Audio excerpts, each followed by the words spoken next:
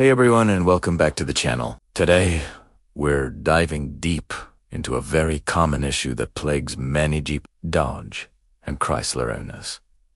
The dreaded P0340 trouble code. If your check engine light is on and you've pulled this code, you're in the right place. P0340 stands for Camshaft Position Sensor Circuit Malfunction. In simple terms, your car's computer, the ECM or PCM, isn't getting a clear or a consistent signal from the camshaft position sensor. This can lead to a whole host of problems, like your car struggling to start, stalling unexpectedly, running rough, or even going into limp mode. Don't worry.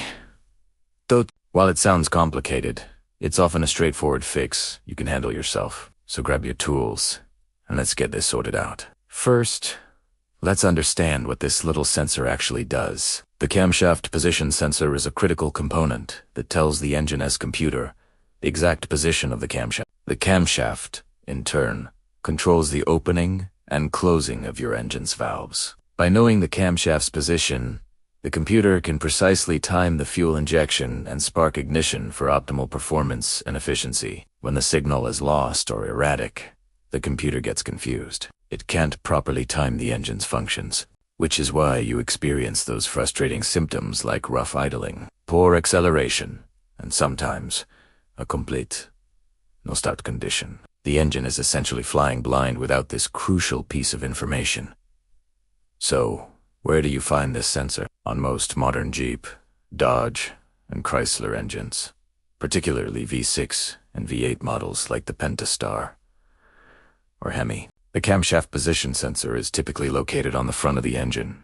Near the top, you'll usually find it mounted on the cylinder head or on the timing cover, close to where the camshaft gear is housed. It's often a small, black plastic sensor held in by a single bolt, usually a 10mm, with a wire connector attached to it. On some 4-cylinder engines, its location might vary slightly, so if you're unsure, a quick search for your specific year and model will show you its exact spot. It's generally pretty accessible, which is great news for us do-it-yourselfers. Now, let's get into the diagnosis. Just because you have a P0340 code doesn't automatically mean the sensor itself is bad. It could be a wiring issue, a connector problem, or in rare cases, something more serious. The first and easiest thing to check is the wiring harness and the connector going to the sensor. With the engine off, carefully inspect the wires for any signs of damage. Look for cracks, melting, or exposed copper. These engines generate a lot of heat,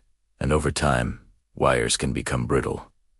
Also, check the connector itself. Make sure it's securely plugged in. Unplug it, and look for any corrosion or bent pins inside. A little bit of contact cleaner can work wonders here. If the wiring looks good, the next step is to test the sensor signal. For this, you'll ideally need a multimeter with a frequency or duty cycle setting, or an oscilloscope for the most accurate reading. With the sensor plugged in and the key in the ALMA position, you would backprobe the signal wire. This is usually the middle wire on a 3-wire connector. The other 2 will be a power and a ground. When you crank the engine, you should see a fluctuating voltage or a square wave signal on your testing device. If you see a steady voltage or nothing at all, it's a strong indicator that the sensor has failed and isn't sending a signal. For most people without advanced tools, if the wiring is intact and the problem persists, simply replacing the sensor is the most practical next step, given its relatively low cost. Alright, let's move on to the fix. Replacing the camshaft position sensor. This is usually a quick and easy job. First, disconnect the negative terminal of your battery. This is a crucial safety step anytime you work on your car's electrical system. Next, locate the sensor. As we discussed, it's typically on the front of the engine near the cylinder head.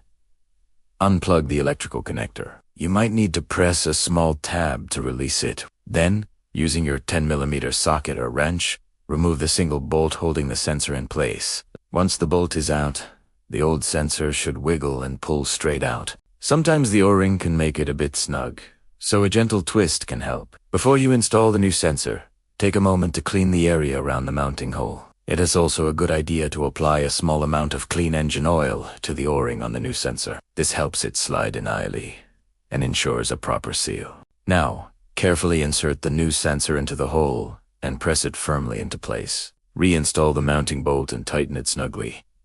But be careful not to over-tighten and crack the plastic housing. Plug the electrical connector back in until you hear it click.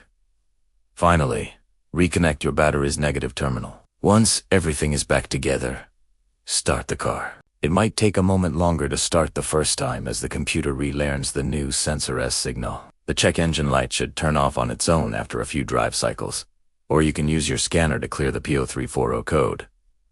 And that's it. You've just saved yourself a trip to the mechanic and a hefty bill. Thanks for watching, everyone. I hope this guide helped you tackle the P0340 code with confidence. If you found this video useful, please give it a thumbs up and consider subscribing for more DIY repair guides. Let me know in the comments if you have any questions or if you've faced this issue yourself. Drive safe, and I'll see you in the next video.